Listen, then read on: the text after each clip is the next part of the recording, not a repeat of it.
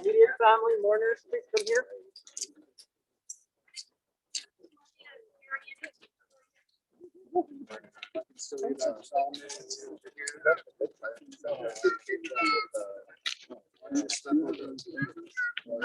Program. Hold on.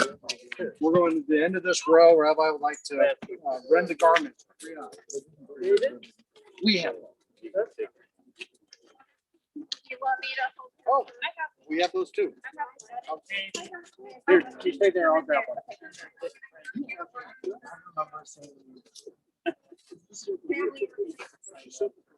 Yes, I do.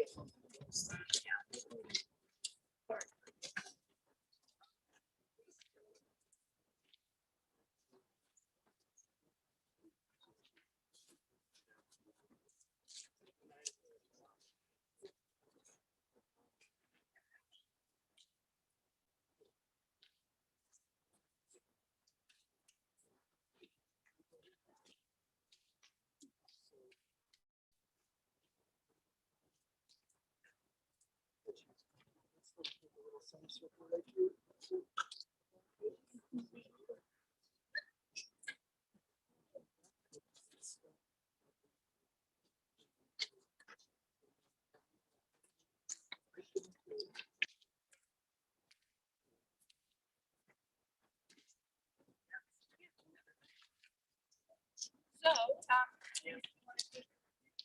Did you see my post on children on Facebook?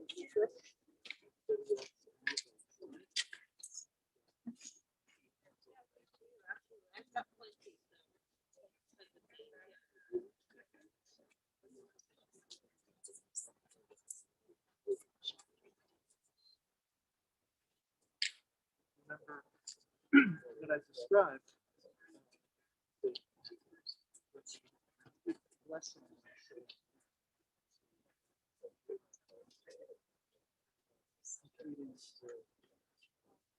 Praise of divine judge.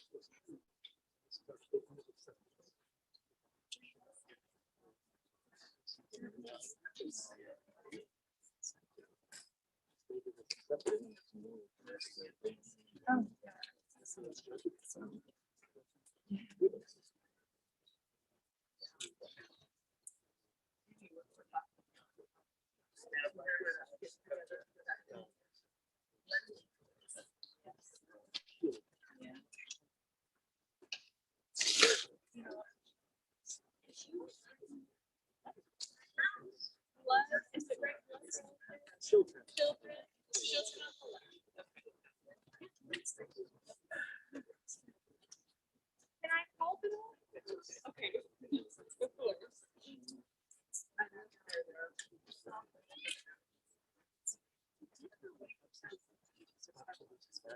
Focus. All word inner rupture that reverberates throughout.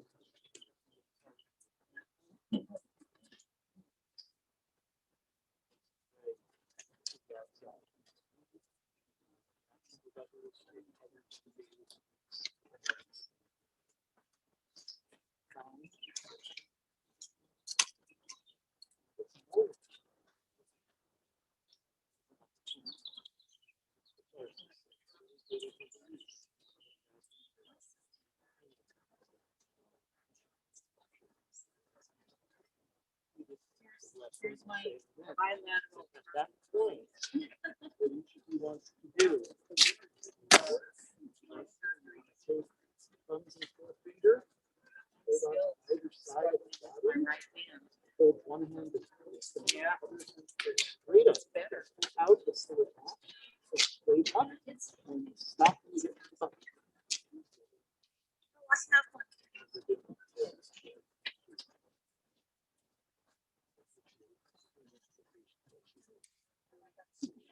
Birthday kit as well. Waiting.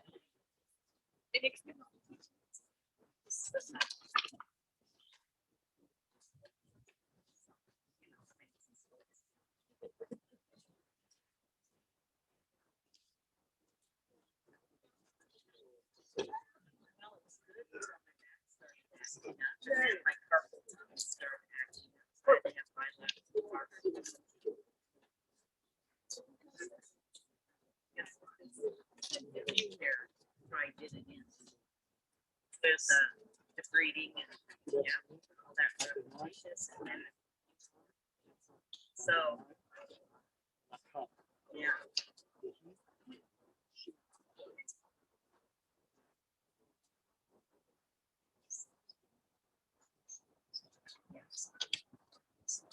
So yeah.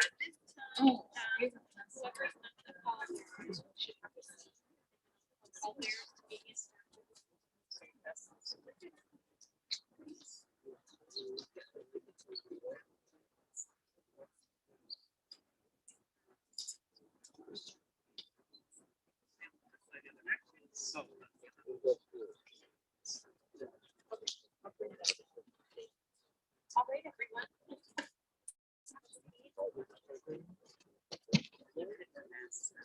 Are you a pallbearer? Okay.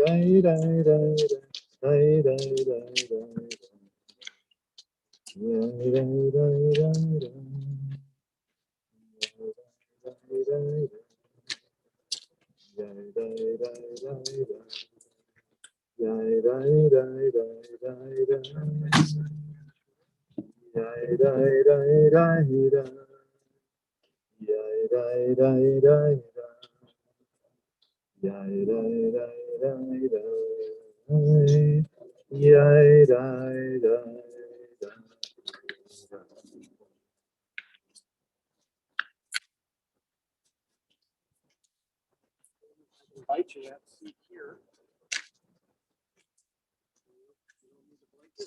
After the family has taken their seats, if there is anyone who wishes or needs to make use of any of the remaining chairs behind the family, I invite you to do so.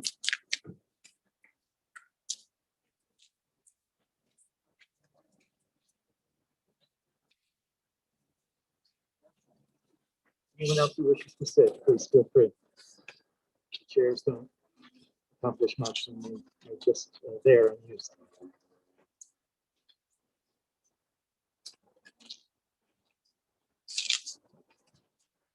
In the words of Ecclesiastes, a season is set for everything, a time for every experience under heaven, a time for dancing and a time for wailing, a time for birthing and a time for dying, a time for speaking and a time for silence, a time for seeking and a time for losing, a time for planting and a time for reaping.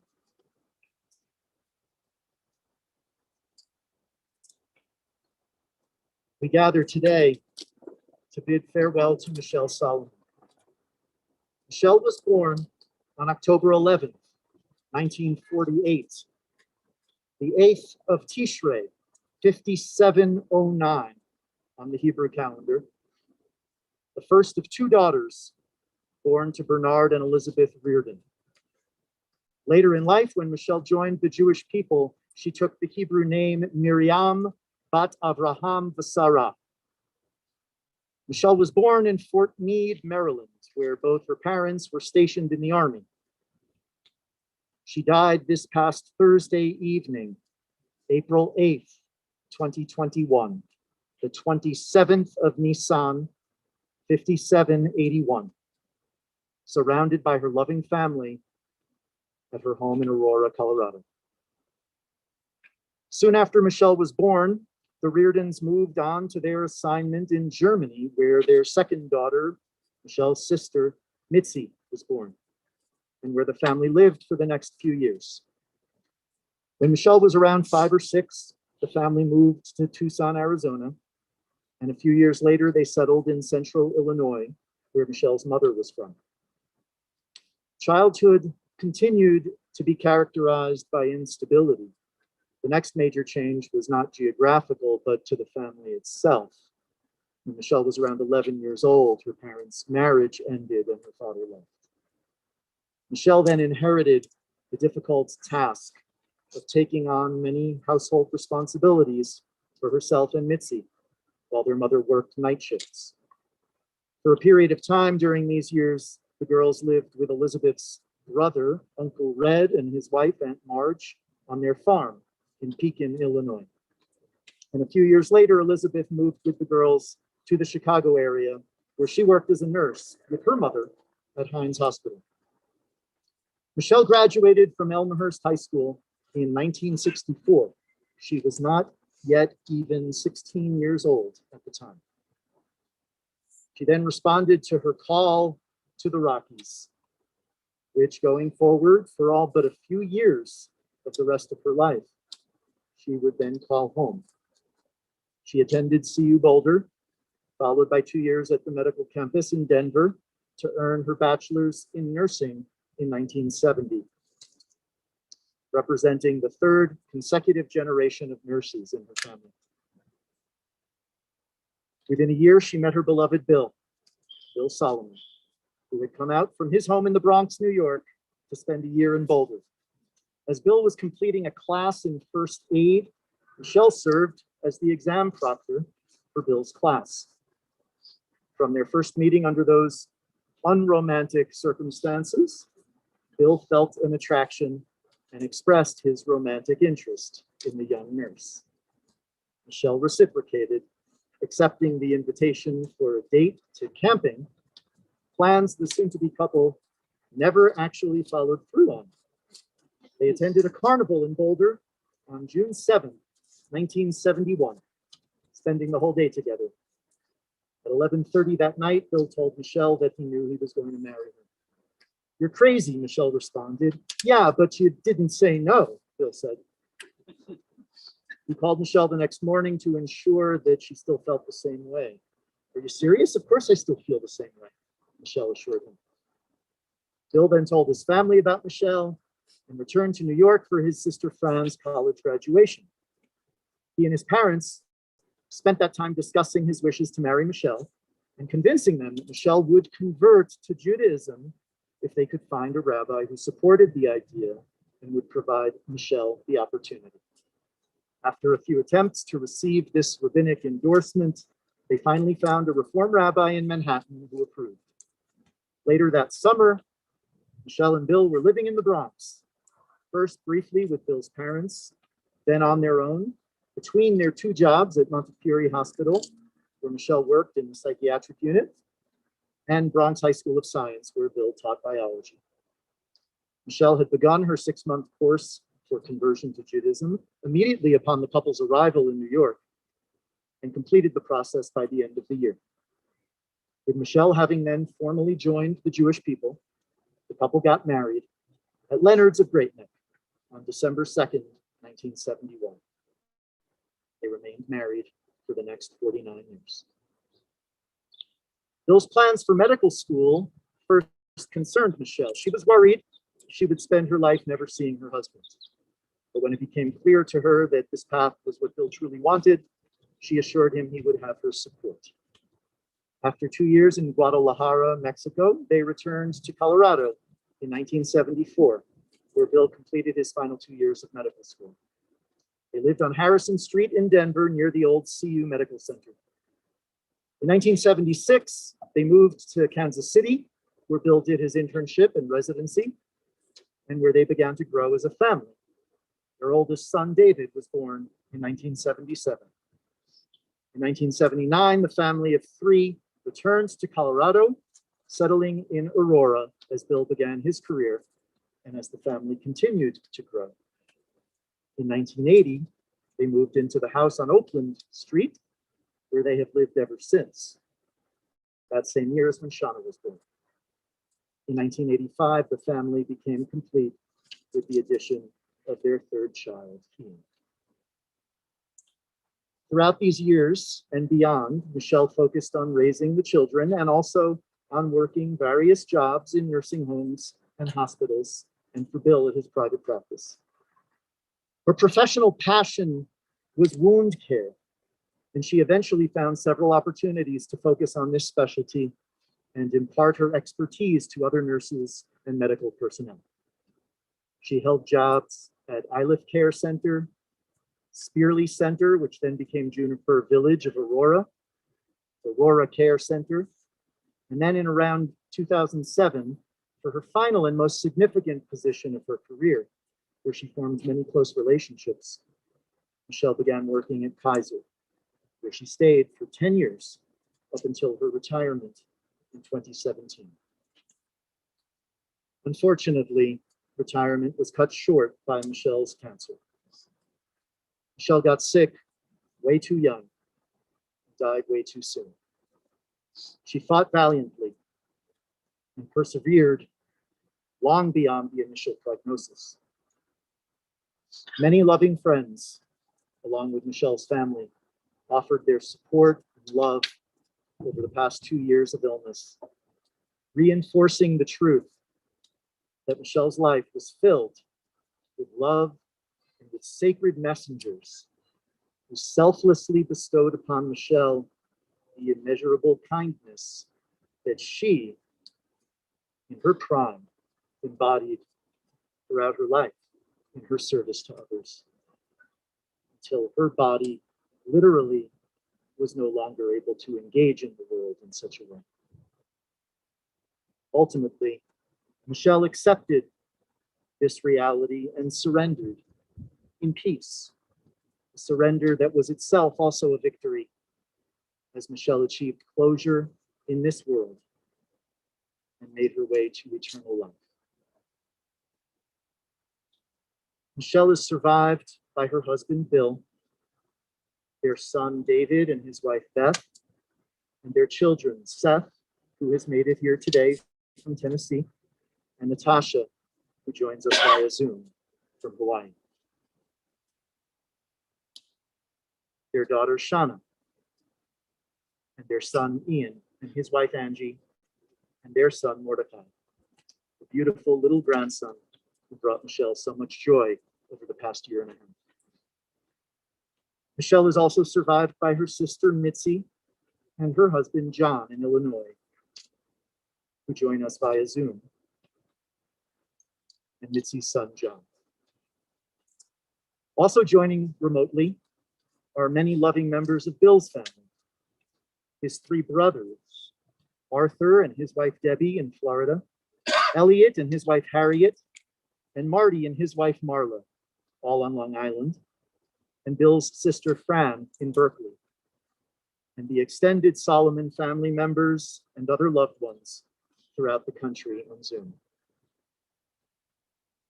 We want to acknowledge Michele's nurse colleagues, Julie, Amy, and all others from the Kaiser Advanced Wound Care team, and the nurses and staff of Juniper Village of Aurora, to whom Michele taught wound care.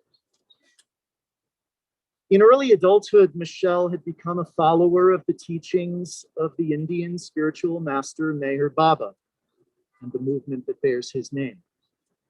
She made many trips to India and also developed close ties with local followers here in the Denver area.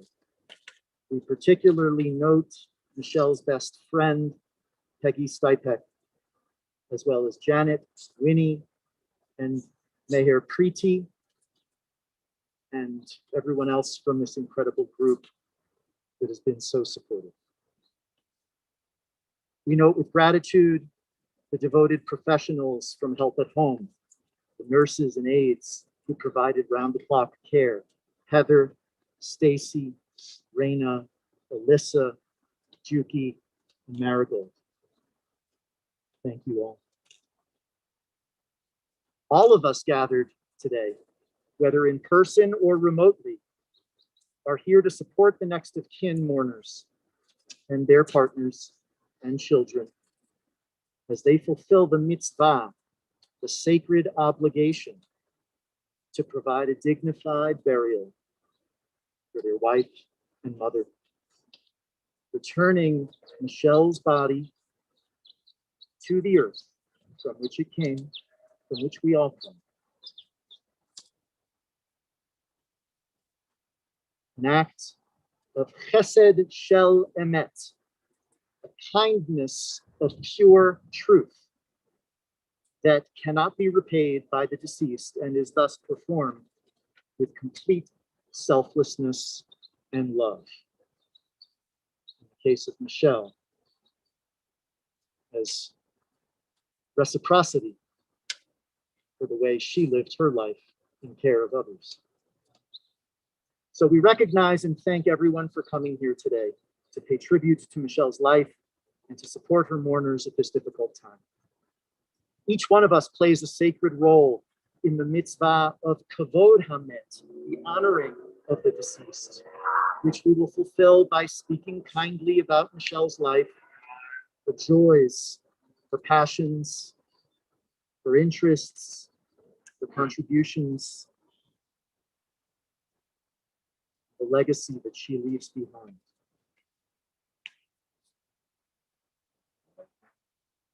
And expressing gratitude for her presence on this earth for the past 72 years. We do this with appreciation for the memories Michele crafted for us, with relief knowing that she died peacefully and free of suffering, and of course with sadness that her journey among the living and her ability to fashion new memories in the present has come to an end.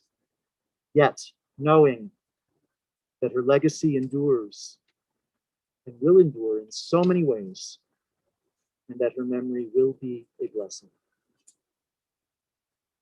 The time of mourning is a complicated time filled with many emotions and memories, both bitter and sweet. We continue in our service with the recitation of psalms and prayers, thus linking Michele's life with the 3,000-year-old tradition of the people Israel and the eternity of God.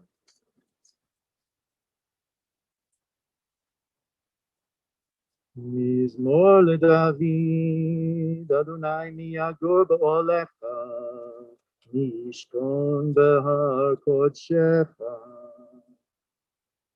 A psalm of David. Do we deserve to enter God's sanctuary? Can we merit a place in the presence of God?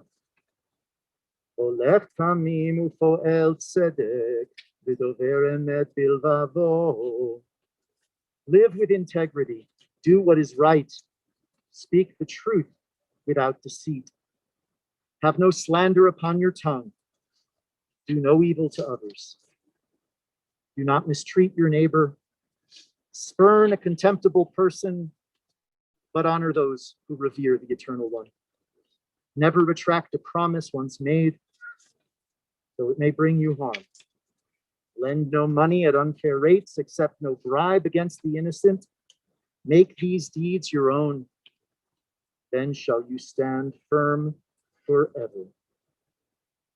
Kaspo lo natan b'neshech, v'shofar al naki lo lakach, ose ele lo yimot leolam.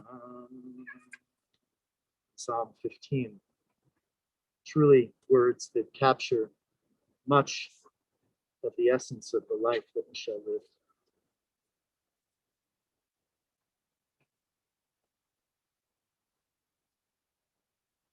A short passage adapted from the wisdom of Ben Sira. As a drop of water in the sea, as a grain of sand on the shore, are our few days in eternity. The good things in life last for a short time, but a good reputation endures forever.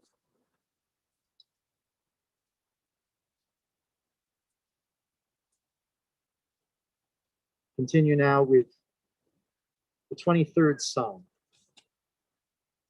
We'll recite it in English, then I'll chant it in Hebrew. If you know the English, I invite you to join with me. A Psalm of David. The Lord is my shepherd, I shall not want. He makes me to lie down in green pastures. He leads me beside the still waters. He restoreth my soul. He guides me in straight paths for his name's sake. Yea, though I walk through the valley of the shadow of death, I will fear no evil, for thou art with me. Thy rod and thy staff, they comfort me. Thou preparest a table before me in the presence of mine enemies. Thou hast anointed my head with oil. My cup runneth over. Surely goodness and mercy shall follow me all the days of my life, and I shall dwell in the house of the Lord forever.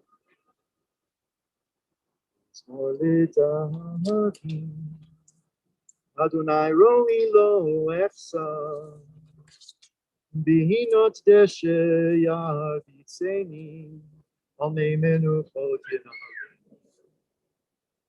Nafshi yeshoveh, nafshi yeshoveh, yancheni v'magle tzedek leman shemo. Michele, the gates are mine. Lo irara, ki ata imadi.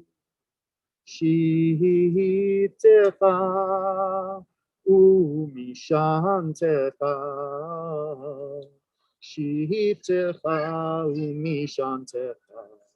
Ema yenachamuni, tarof lefanai shulchan, tarof lefanai shulchan, tarof lefanai shulchan, neged sorerai, dishanta vashemen roshi, dishanta vashemen roshi. Dishanta v'shemen roshi kosi revaya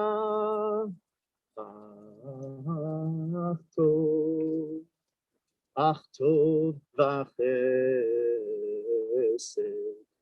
yirdefuni kol yemei chayai v'shavti Veshavti beveit Adonai, Veshavti beveit Adonai, Leorech Yami, Na na na na na na, ya na na na na na, ya na na da da da da da da, ya da da da, ya da da da, ya da da da, ya da da da. We now come to the point in our service where we will hear some personal reflections. We're going to hear from Michele's best friend, Peg, followed by her son, Ian, and then her husband, Bill. Peg?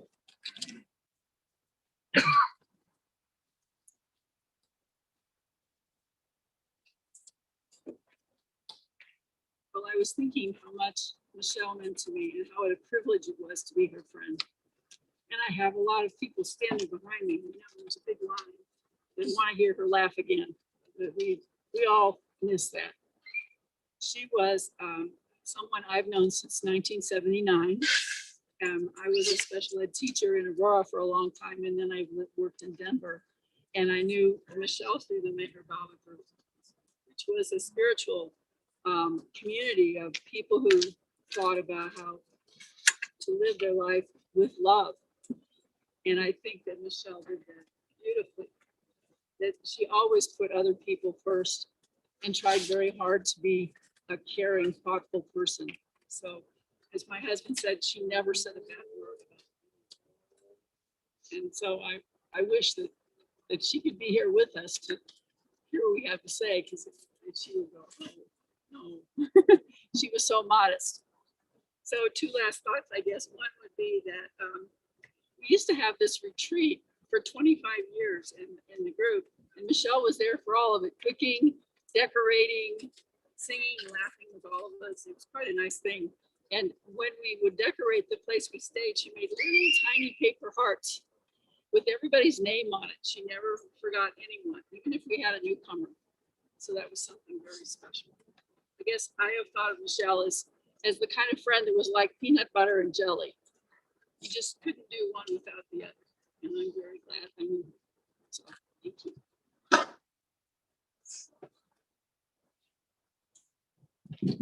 Thank you, Peggy. Ian?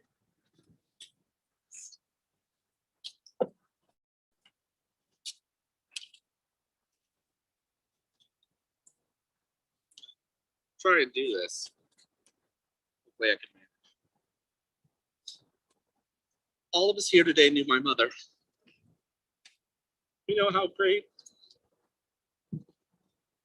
and magical a person she was.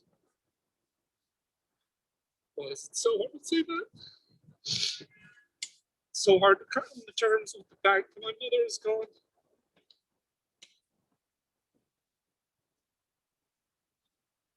Sorry. Seems silly, but I can't seem to get that chipmunk sound out of my head. You know, it's hard to remember a summer or winter but you haven't been there for me. A friend and companion I can always depend on. My mother, that's who I am. Just keeps replaying over and over. My mother has and always will be a light in the darkness, shining through not only the dark times, the times of turmoil and despair, but illuminating in far greater clarity and brilliance, the good, the joyful, the triumphant. My wife wrote a paper about this, and I planned on mercilessly plagiarizing it. But I think that instead I will take excerpts about how someone views themselves. When the end of one's life is approaching, introspection and self-analysis occurs in different ways for each person. Whether someone received a Nobel Prize or is a menial laborer, was a hero, or developed a cure for a widespread virus, they all look back on their lives and decide if what they accomplished, who they were as a person, was sufficient. Were they the person they wanted to be? And did they accomplish what they wanted to accomplish? Were they successful in their own minds? Not how the world or others view their accomplishments or failures, but how they view themselves upon reflection of their lives. Everyone has a scale by which they judge themselves, and that scale is unique to every person individually. She had her own scale, but to me, from my perspective, my mother lived a tremendous life.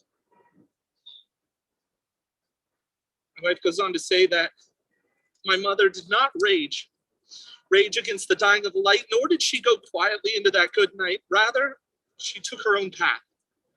She accepted what was happening and fought with all she had. The dichotomy of how she fought the cancer that she suffered from was incredible.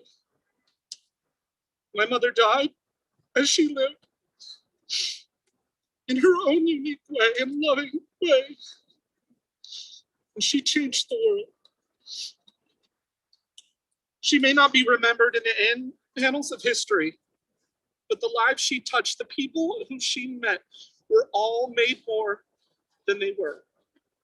She was a healer, both through her profession and through her compassion. She gave everything she had and then gave more. She never judged, never held grudges. She would embody the attitude, as a friend would say, of making it a small thing. When something negative happened, she would shrug her shoulders and say, "C'est la vie," such is life, and then move forward. She had strength and perseverance in ample amounts. She was never idle and could do more than in a day than most can do in a week. She was one of the kindest, most feeling people I have ever met, and I was lucky enough to have her as my mother.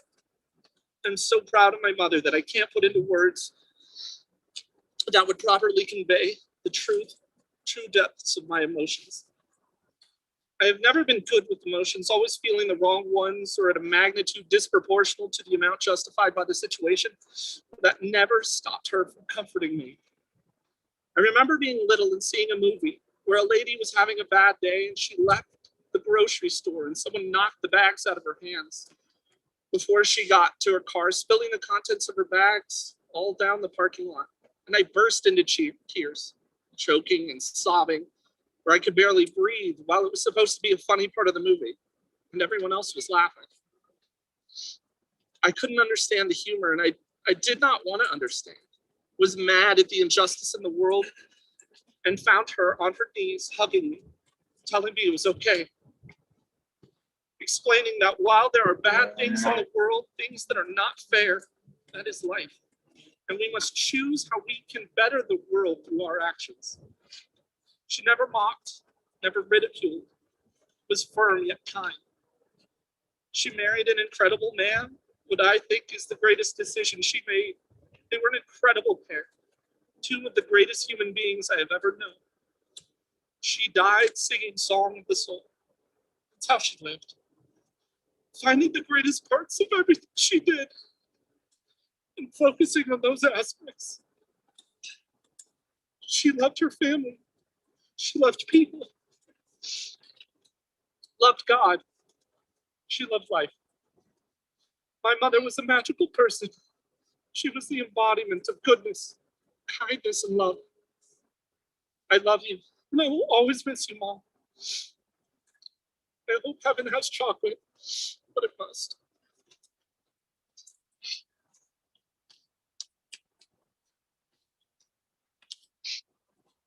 Thank you, Ian, for those beautiful words from the heart, from the depths of your feelings. Thank you so much for sharing your raw emotions with us, letting us know how powerful the impact of your mother's life was upon you and on so many others. Thank you so much. I'll now invite Bill Solomon, Michelle's husband, to speak about his wife.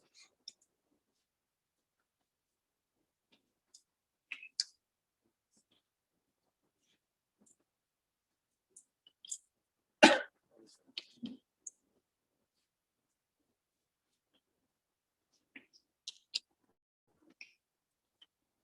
spent all day yesterday writing the story of Michelle's life.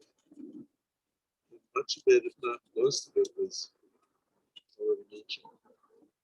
other people here have experienced parts of her life already.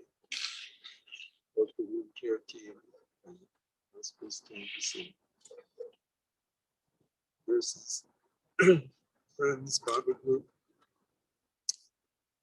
But I want to mention one thing that came to me today that I didn't write down, and that was the lessons that I learned from her. I remember my grandfather, I can't remember how many years ago, saying to me that everything you do for yourself. And I never quite understood that until Michele pointed that out to me. There was a time that I would stay up at night washing dishes so that she would come down in the morning. She was a morning person, got up at 5 a.m. every day. I was going to bed around 2. So we kind of crossed a lot. And so I would, before going to bed, wash all the dishes so she'd have a nice clean sink that she could deal with. And when I came down, she never once thanked me for washing the dishes. And I complained to her. And I said, don't you want to thank me? I mean, I went out of my way for this. And she said, you didn't do it for me. You did it for yourself. And I said, I don't understand that. And I think we spent, I don't know how many thousands of dollars in therapy trying to figure that one out. And finally, the light bulb went on in my head, and that is that my making her feel good and happy was for me. It wasn't for her. And the more I thought about this today, the more I thought that isn't it true for all of us that everything that we do for ourselves. We have jobs and we do the best we can do at the job, not for the company, not for the patients or clients. We do it because it makes us feel good to give our best shot. And Michele always gave her best and more. And so that was the one thing I didn't put into my note, which I made copies if anybody really wanted to see it, but I think the rabbi summed it up very, very nicely. And the only things that I don't think he covered because I didn't mention it to him was that she loved to travel. And because of the work that I was doing, I was on call 24 hours a day, 7 days a week. And I didn't have a partner. I worked alone, independently, I guess you would say. And so it was hard for us to take trips together. We took a few, but not many. But what we did do is allow her to go anywhere she wanted to go. So she took several trips to India to volunteer as a nurse for the followers of Meher Baba and in a small town. And she took my daughter with her on 1 or 2 trips, which I thought was an interesting experience because Michele talked about it for months afterwards, about how her daughter couldn't understand how people could live this way with a hole in the floor, and that's the toilet.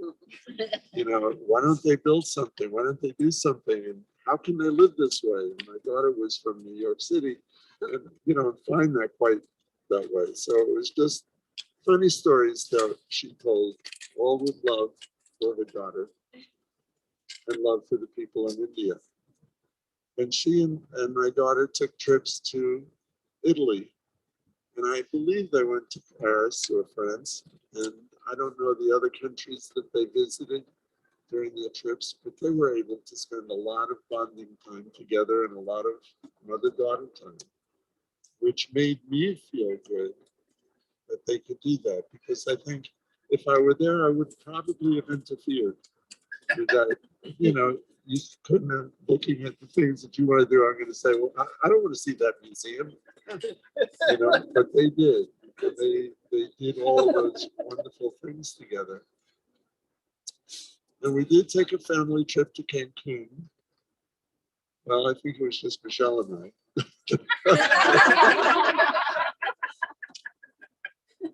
And that was kind of nice because we went looking at all the ruins and spent a lot of time in the water.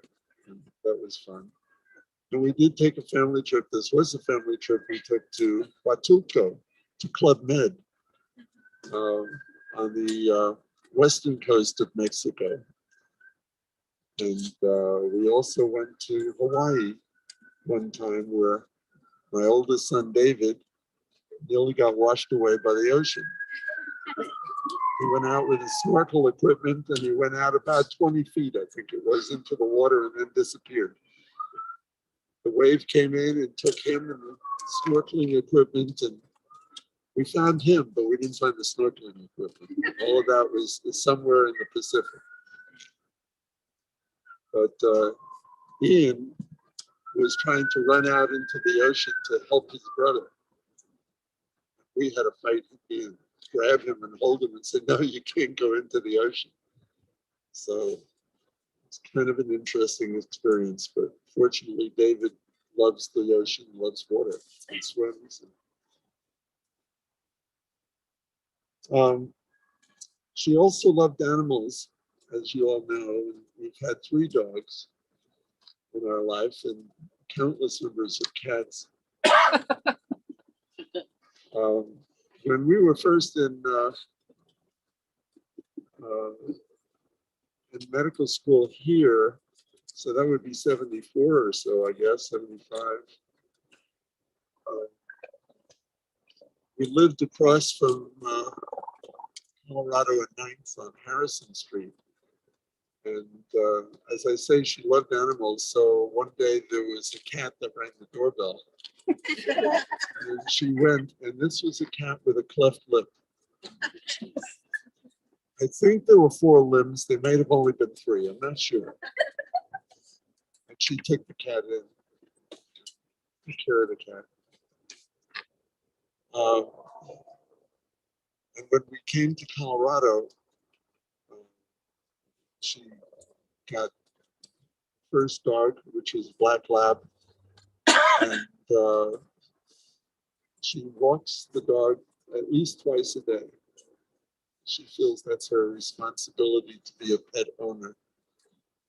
And when he passed away, we got another dog, a Siberian Husky, Coda, and she absolutely loved Coda. There was some sort of an attachment, almost spiritual attachment to that dog. And that dog got cancer shortly after Michele's diagnosis of cancer was. So he passed away before she did, obviously. And then she and Shoshana went out to the Dumb Friends League, and they were looking for another dog because Michele really missed the dog. And suddenly there was this little Dachshund Chihuahua mix that jumped up at Michele and sat on her lap. Said, I'm for you. So we now have a small dog in the house.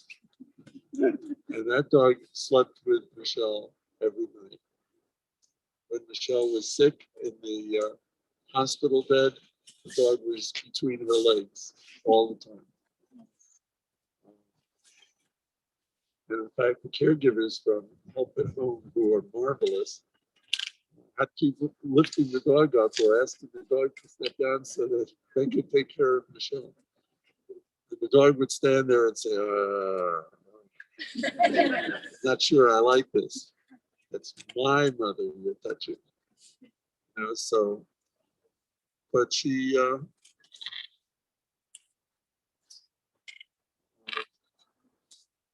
my last words actually are that Michele is the definition of love. She loved all people, animals, trees, roses. I went to rose conventions with Peggy around the country.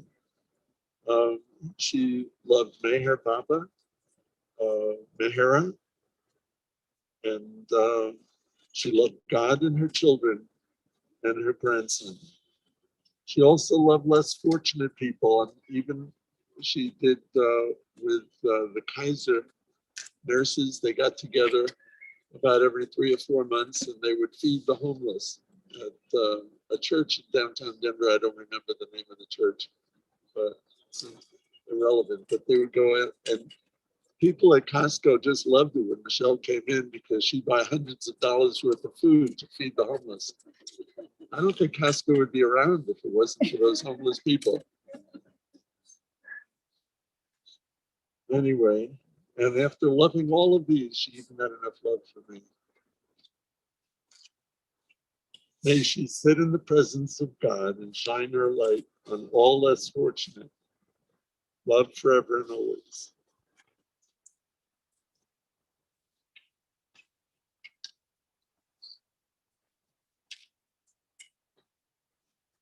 So beautiful, Bill. Thank you so much for sharing so many marvelous details. And of course, simply sharing your heart, that you and Michele shared with each other's hearts. So much of your lives. We've been hearing about dichotomies, about two poles of ways of being in the world. I want to reflect on that a little bit more, particularly the idea of sort of straddling two realms, two poles, being a part of both and also in some ways transcending and not fully being a part of either. The more I've learned about Michele, the more I feel that description of her as a spiritual seeker, as a member of different communities of relationship to God, as someone who balanced care for others outwardly and then care for herself and those within her family. She embodied. Michele died at a curious time on Thursday evening that really captures the essence of this idea of the liminal, the transitional time, the in-between, a time of ambiguity, a time of transformation that hangs between two more established poles in the course of a day and its progression into night, which I see as symbolic. Michele died at twilight. The sun had set, but the sun's light, heard many references to light and its symbolism, Michele's embodiment of it. The sun's light remained in the sky before darkness fell. It was not quite day and not quite night. In Hebrew, this liminal time is referred to as bein hashmashot, literally between the suns, between two distinct fixed times of day and night. In many respects, a new day begins on the Jewish calendar when the sun sets. In other situations, we need to wait for complete nightfall, when 3 stars are visible in the darkened sky, in order to say with certainty that the new Jewish day has begun.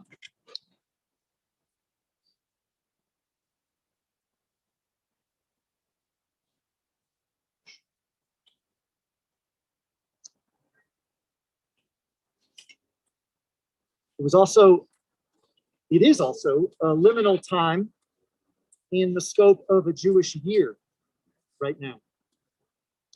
Michele died between the two Jewish celebrations of Passover and Shavuot. These holidays were both originally harvest festivals, very fitting for someone who loved to plant and garden. We heard the words of Ecclesiastes earlier, a time to plant and a time to reap.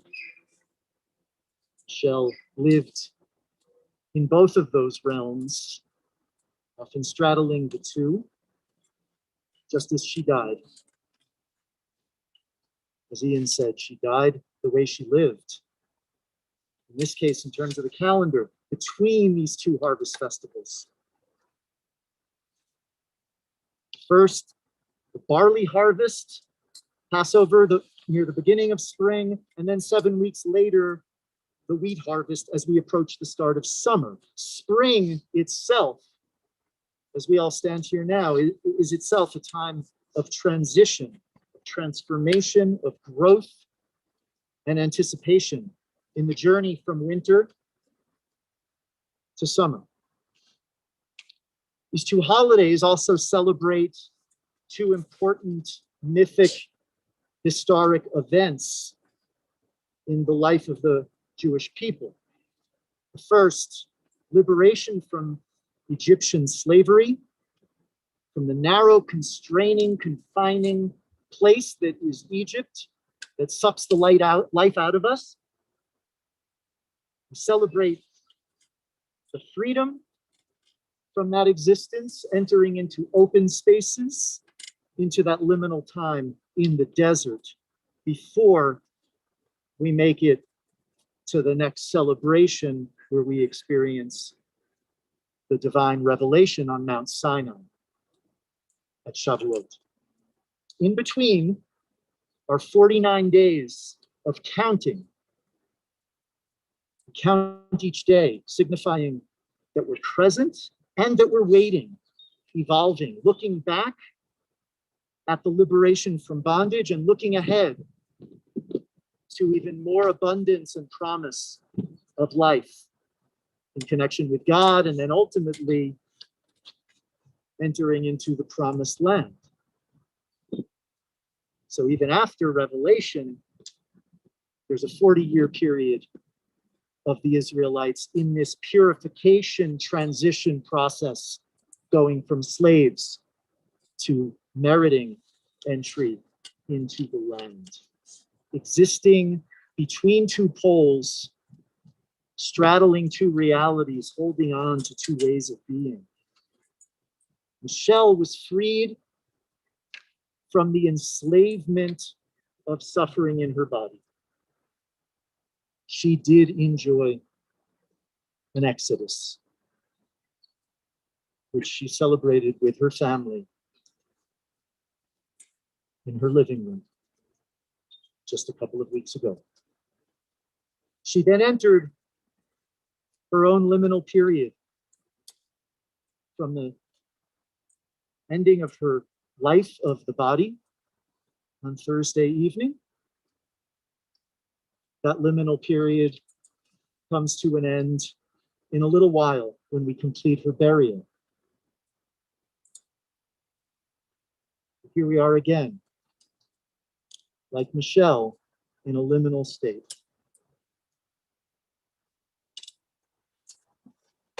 Michele carried dichotomies of living in her body, taking excellent care of herself, which made the onset of this horrible cancer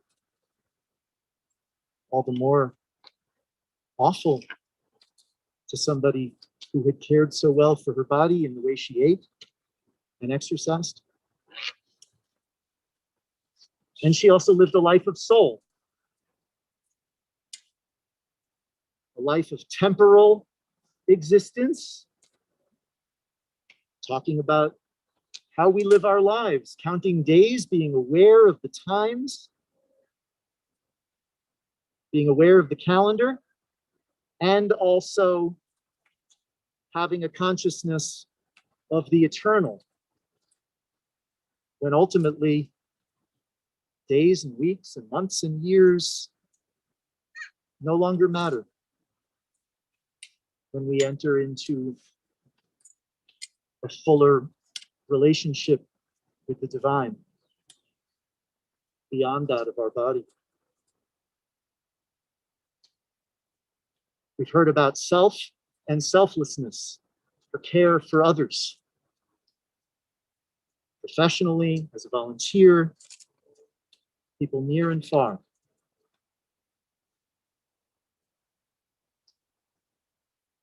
Here's a character from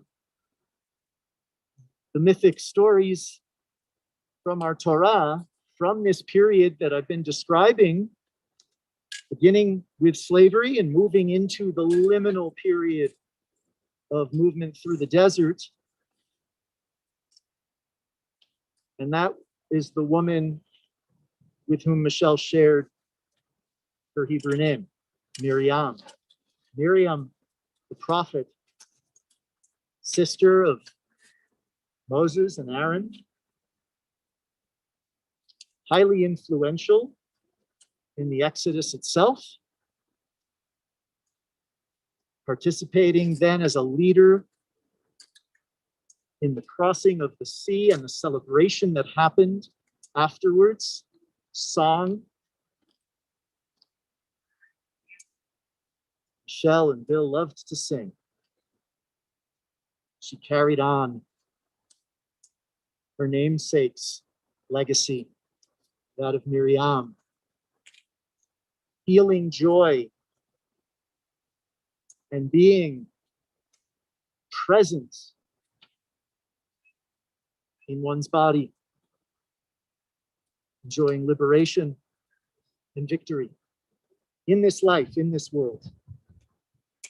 And then also reaching out and giving to others. Miriam is then, after the Israelites are safe and free, they struggle with not enough food, not enough water, and a well appears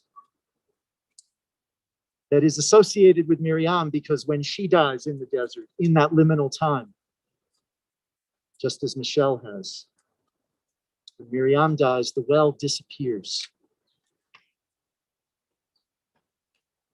Part of the mourning, part of the struggle of those who live on after Miriam is that access to water, to quench their thirst, and also to parch their souls. But of course, her legacy lives on, as too does our Miriam, Michele. Her legacy lives on. It will water and nourish and continue to give life to those who knew her, to those who learned from her, to those who were inspired by the example she lived of this balance of soulful selflessness and embodied self-care and drinking deep of the water that was the gift of life. She did both. Water, so important for growth. It waters a garden. Michele brought that idea to life in her own yard with particular concern for conserving water because of its preciousness. She was a planter, planting for a future that she might not even see as she lived in the in-between, in the liminal, in the springtime, between winter and summer, knowing that flowers will bloom, pink roses will flourish, bringing joy and light and eternal memory of her and her role in bringing life beyond herself into the world, partnering with God to plant, to nurture, and to elicit a beautiful garden.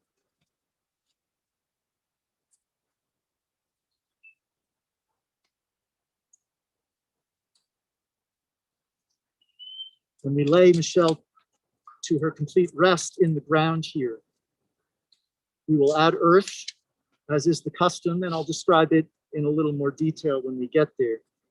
We're also going to add rose petals. These petals, like Michele's body, enjoyed life. They are a piece of the living past that are now in transition.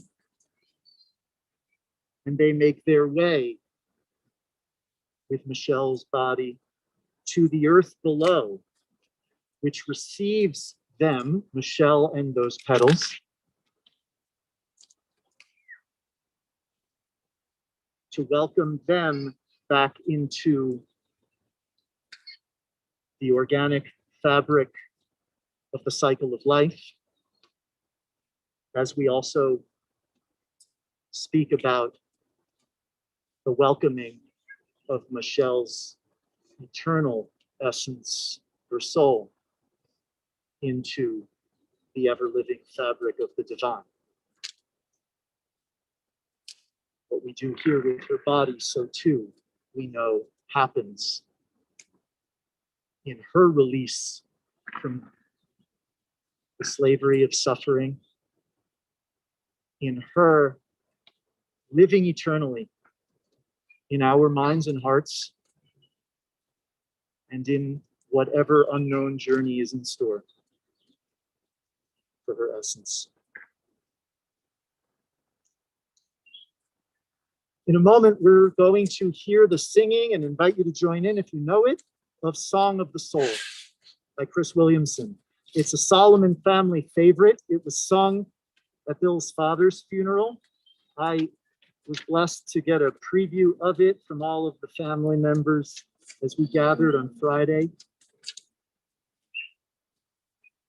The lyrics are available in the packets that have been distributed. I want to just take a look for a moment at some of those lyrics. The essence of the song and the sacred role it plays for us right now, I believe, is summed up in the opening words. Love of my life, I am crying, I am not dying. I am dancing, dancing along in the madness. There is no sadness, only a song of the soul. So many dichotomies there. Crying but not dying. Madness but no sadness. Ultimately, what lives is the song of the soul. A little further down, little tastes of what Michele brought to the world and the legacy she's left that we've heard specific mention of in terms of her character and her integrity. Are you forgiving, giving shelter? Shelter to a stray cat, shelter for the homeless, giving them food in their entry into a soup kitchen, and shelter in so many symbolic ways as a healer, like her namesake Miriam. Follow your heart, love will find you. It did find Michele. She found it, she magnified it, she brought it to others. Truth will unbind you. She accepted her truth, particularly at the end, dying with dignity and with peace. You seek out a song of the soul. That's how Michele lived. Come to your life like a warrior, fighting valiantly against a terrible illness, getting the most out of life while she could.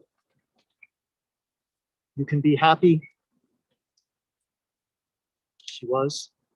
Let in the light. It will heal you. It did. And she reflected the light back out for the healing of others. And you can feel you and sing out a song of the soul. And we'll sing this song. Why don't you sing along? Perhaps that's Michelle's call to all of us, inviting you to join in a moment. And we can sing for a long, long time. Why don't you sing this song? Why don't you sing along? And we can sing for a long, long time. All who knew Michele and who were touched by her will continue to sing her soulful song for a long, long time. Her memory will endure, and her soul will live on eternally, singing its song, which we can all hear and feel reverberating in our hearts as an ever-living testament to her beautiful song of the soul. May we sing it for a long, long time. May Michelle's memory be for a blessing. I'd like the family to lead us in singing this song, and for anyone who knows it to join in.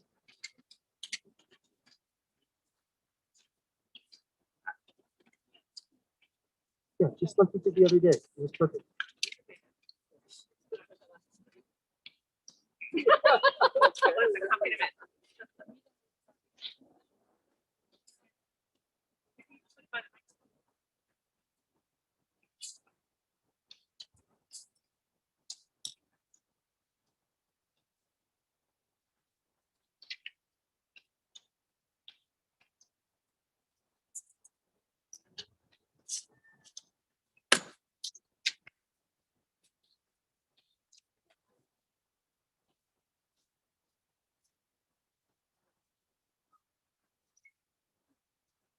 Oops. Yeah.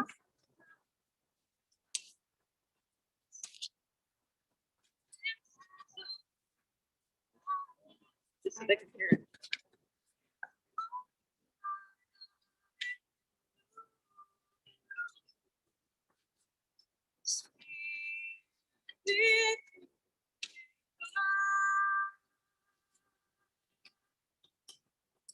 But life, I am dying. I am not dying. I am dancing, dancing along in the madness. There is no sadness, only a song of the soul, and we'll sing this song. Why don't you sing along? And you can sing for along. Why don't you sing this song? Why don't you sing along? And you can sing for along.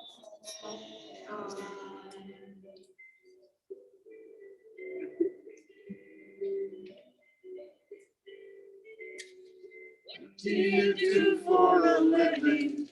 Are you forgiving? Giving shelter. Follow your heart, love will find you. Truth will unbind you. Sing out the song of the soul, and we'll sing this song. Why don't you sing along?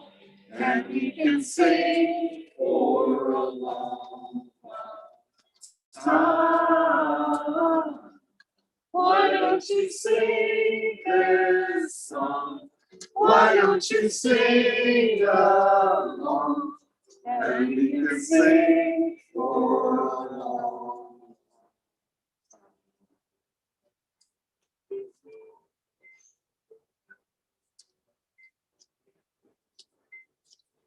See your life like a warrior, nothing will bore you. You can be happy. Let the light, it will heal you, and you can feel you. Sing out the song of the soul, and we'll sing this song. Why don't you sing along? And we can sing for a long time. Why don't you sing this song? Why don't you sing along? And you can sing for a long, long time.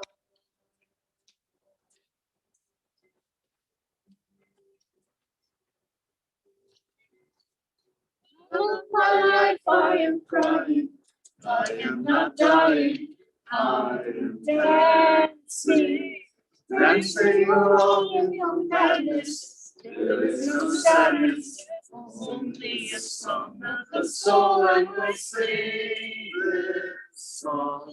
Why don't you sing along? and we can sing for a long, long time. Why don't you sing this song? Why don't you sing along?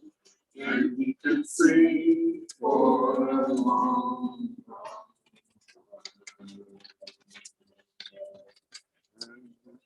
Sing for a long time.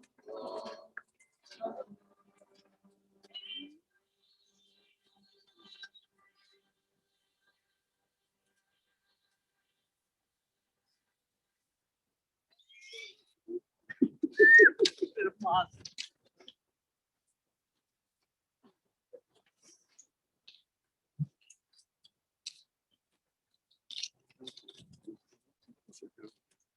Invite the family members to remain standing. Stand back up. You could stand at your seats. All others sitting, I invite you to rise at this time, if you're able, for the chanting of El Malay Rachamim, the prayer that asks for Michele to be granted eternal rest and peace. El Malay Rachamim, Shochen Bamromi,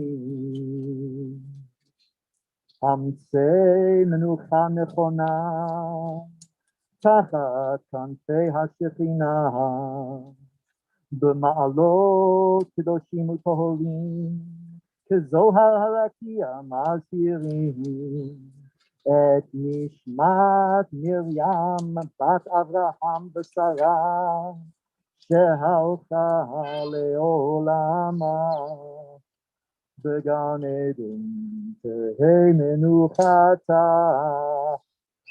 Ana Baal Harachamim, Hastireha Beseter Knafecha Le'olamim, Utzro B'Tzror HaChayim Et Nishmata, Adonai Hu Nachalata, V'tanuach B'Shalom. Al Mishkava V'nomar Amen. El Malay Rachamim, exalted, compassionate God, grant infinite rest in your sheltering presence among the holy and pure to the soul of Michele Solomon, who has gone to her eternal home. Merciful One, we ask that our loved one find perfect peace in your eternal embrace. May her soul be bound up in the bond of life. May she rest in peace. And let us say, Amen. Those who wish to return to your seats, you may do so. As we begin the lowering of the casket into the earth. Al Mikama Lavo V'Shalom. May Michele go unto God in peace. We're now going to have the immediate family, the mourners,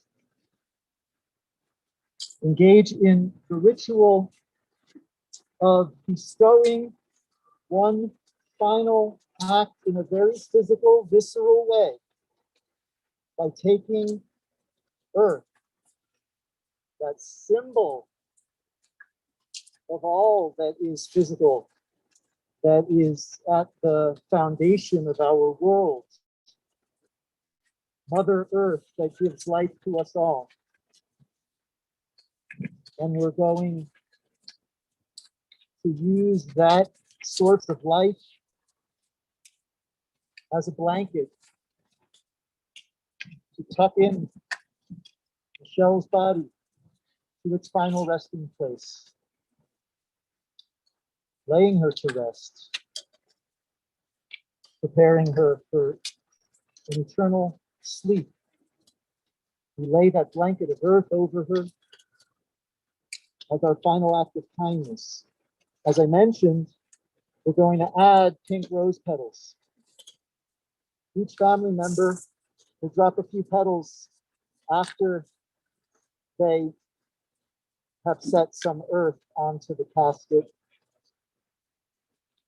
When they're all finished, anyone else who wishes to partake in that same ritual, invite you to come up. Let's remember to maintain distance.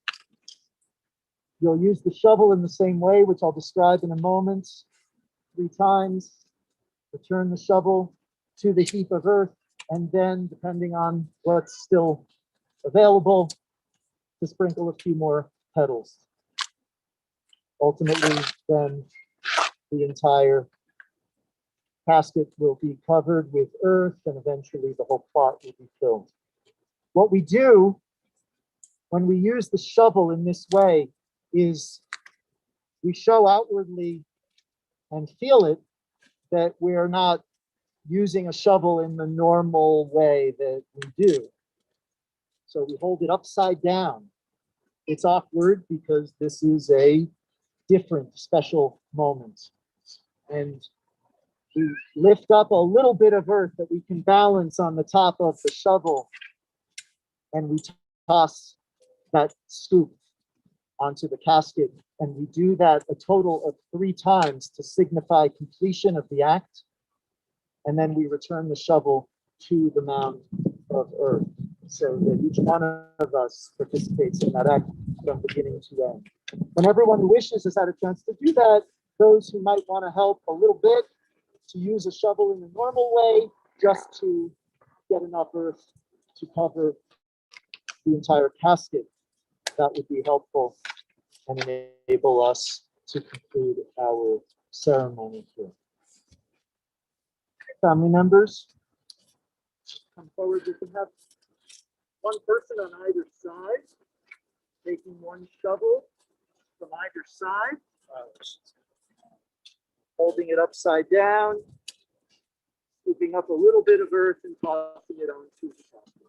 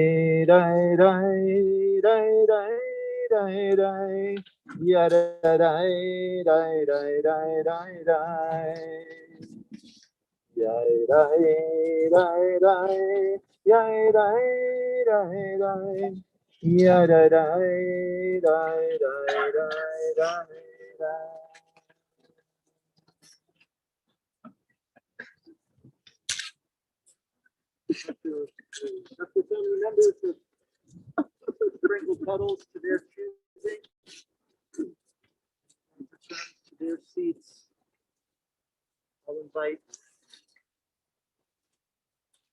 the 4 of you to come up at a time, one on either side, take a shovel, have another one standing behind, so continue the process, and then as each person finishes doing it, invite another pair to come on up and take spots on either side. Anyone who wishes to can, let's keep that process moving. I believe there will still be petals available.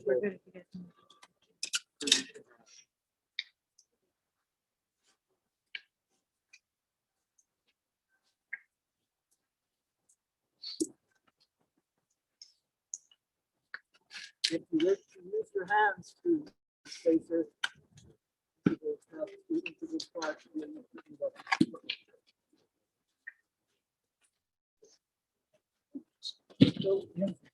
those who wish want to come to either side. get a couple of you at a time?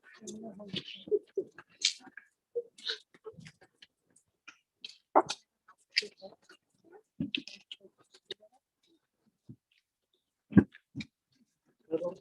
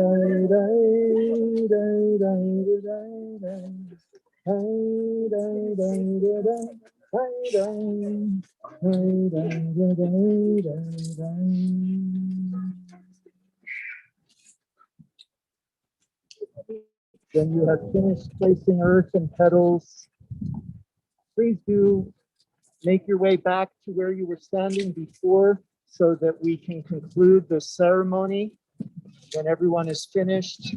And let's all please remember, in this other liminal time in which perhaps some or many have been vaccinated, but the pandemic still reigns dangerously in our midst. Let's please be mindful of not inadvertently spreading the virus. Let's remember to adhere to distancing. I know it's hard. Ideally, we're not offering hugs. Let's certainly have our own choice in that matter, but the alternative is to place your hands on your heart as you face from a distance the people you love whom you're caring about today, letting them know that your heart is with them, giving a virtual hug.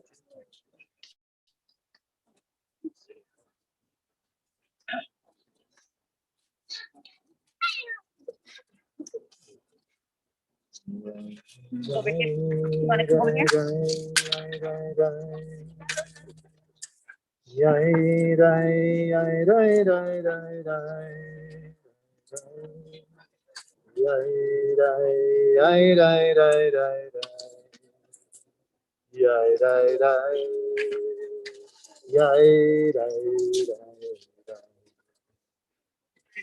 Has everyone who wished had a chance to place some earth on the casket?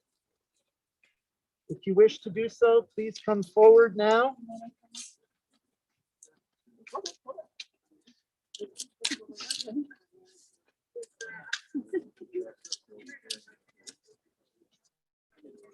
After we've completed the ritual 3 shovelings, those who wish can come back and do some more vigorous right side up uses of the shovel to complete the act of covering the casket. Yeah.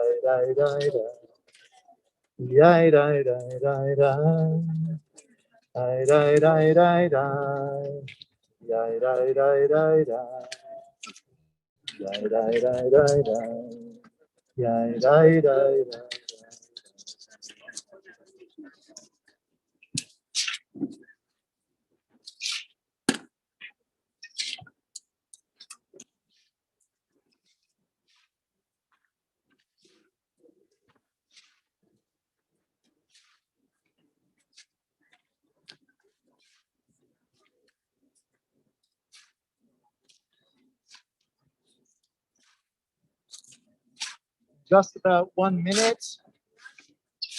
The casket will be completely covered with earth. We'll make our way to another transition as we conclude the bestowing of kindness in this final act of love to Michele, and prepare ourselves to turn our fuller attention to her mourners.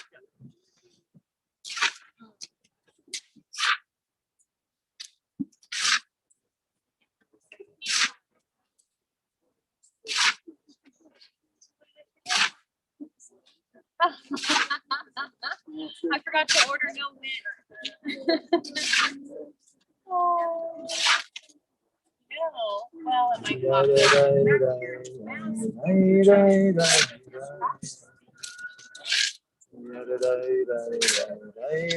cost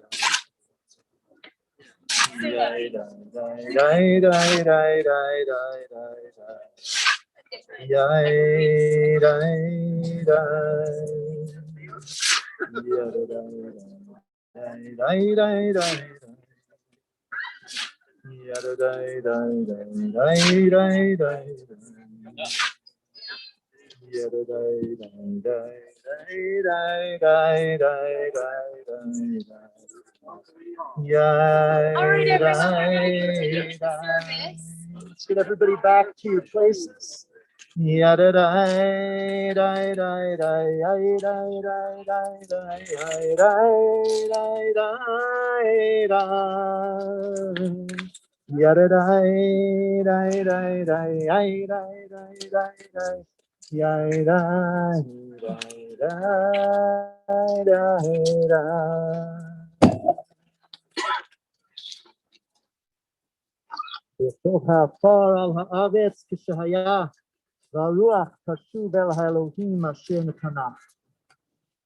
The dust returns to the earth as it was, but the spirit returns to God who gave it. Eternal God, creator of all life, you give the gift of your spirit, and we are formed. You take it in return and return to dust. We are grateful for the many blessings in Michele's life. We now turn to you, seeking comfort and light. Harachaman, compassionate one, grant us solace and strength. Reinforce our faith, for you are our rock and redeemer. And let us say, Amen. That prayer reminds us that we are in transition. Once again, we have completed the final act of kindness of Michele's burial. We've completed the mitzvah, the sacred deed of honoring the deceased and bringing closure to her body's time on earth. We now turn more fully our attention to the mourners, to those who have fulfilled their duty today and now move forward with the duty of memory and of grieving, which of course continues to honor Michele's memory. Yet we're mindful of them and their fragility and their needs. And that brings us to Kaddish, Kaddish Yatom, the mourner's Kaddish, ancient Aramaic words that praise the eternity of the source of life. It's an affirmation that serves as a source of support for mourners who can say it every day up until 11 months after the death of their loved one. It provides structure, an affirmation of faith, and a familiarity of support in their time of need. We, gathered to support them, have the opportunity to say amen at certain points in this prayer, affirming their words, letting them know that we are here with them, and joining in with other verses. If you are familiar with the prayer, I invite you to join in accordingly. I ask the mourners to rise. Others, if it's your custom, to rise in support of the mourners and recite Kaddish.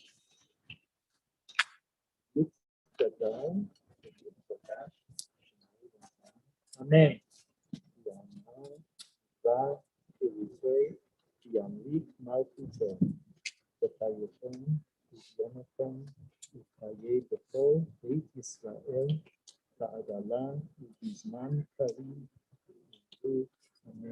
Amen. Yehei Shmei Rabba Mevarach Le'alam Olamei Almaya.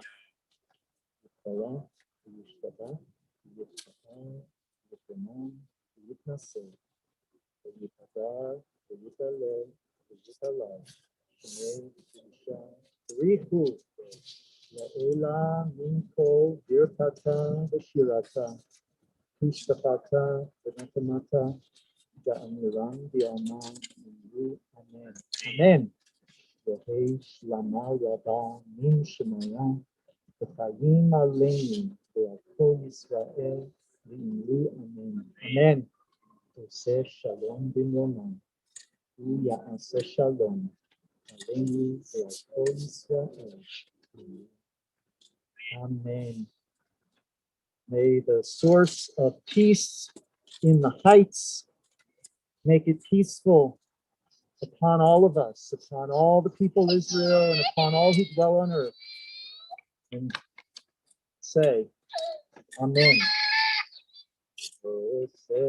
Shalom b'Romah, u'ya'aseh shalom aleinu, ve'al kol Yisrael, ve'imru imru.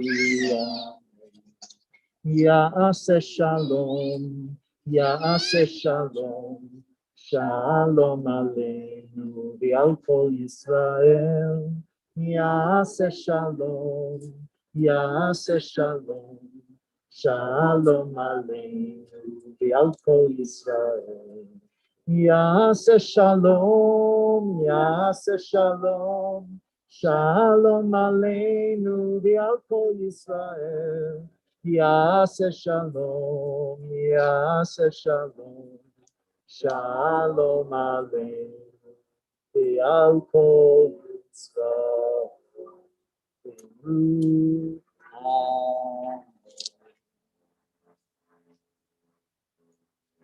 At this time, mourners, I want to invite you to turn towards those who have come to offer you comfort and support today. We're now going to receive words of comfort, traditional words. The rest of you, I'm going to lead us through an ancient Hebrew formula that expresses consolation and the wish for comfort. What we're going to say is, may the ever-present one, the source of comfort who is everywhere, grant comfort to you among those who mourn for Zion and Jerusalem. We remember that mourning has a long tradition in the history of our people, and our mourners here are now stepping into that tradition as they begin their journey of mourning, turning from the completion of the act here, having already said Kaddish, and now being fully in the category of mourners in need of our love and our wishes to them. For the Hebrew, I'll say it through once and then I'll prompt you word by word. Hamakom yinachem etchem b'toch sha'ar avelei Tzion v'Yerushalayim. Hamakom, the place, the euphemism for the divine, which is in all place. May the divine one grant comfort to you, along with the remnant of all who mourn for Zion and Jerusalem. Invite you mourners to take in these words as a sign of love and support from all who came here today. Everybody else, repeat after me. Hamakom yinachem etchem b'toch sha'ar avelei Tzion Yerushalayim. Hamakom yinachem etchem b'toch sha'ar avelei Tzion Yerushalayim. May the ever-present and grant comfort to you among the remnant of all who mourn for Zion and Jerusalem. We wish you much comfort. To all who came, we thank you for being part of this sacred gathering.